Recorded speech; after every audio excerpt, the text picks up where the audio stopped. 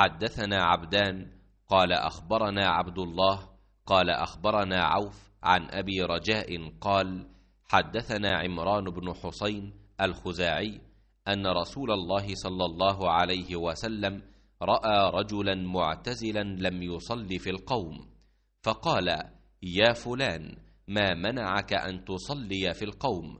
فقال: يا رسول الله، أصابتني جنابة ولا ماء.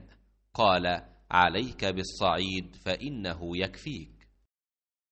इमरान बिन हुसैन खज़ाई से रिवायत है कि रसूल अल्लाह सल्लल्लाहु अलैहि वसल्लम ने एक आदमी को देखा कि अलग खड़ा हुआ है और लोगों के साथ नमाज में शरीक नहीं हो रहा है। आपने फरमाया कि ऐ फलां, तुम्हें लोगों के साथ नमाज पढ़ने से किस चीज़ ने रोक दिया?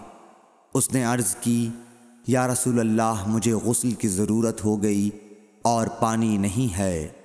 आपने फरमाया, फिर तुमको पाक मिट्टी से तयम्मुम करना ज़रूरी था, बस वो तुम्हारे लिए काफ़ी होता। सही बुखारी हदीस नंबर 348।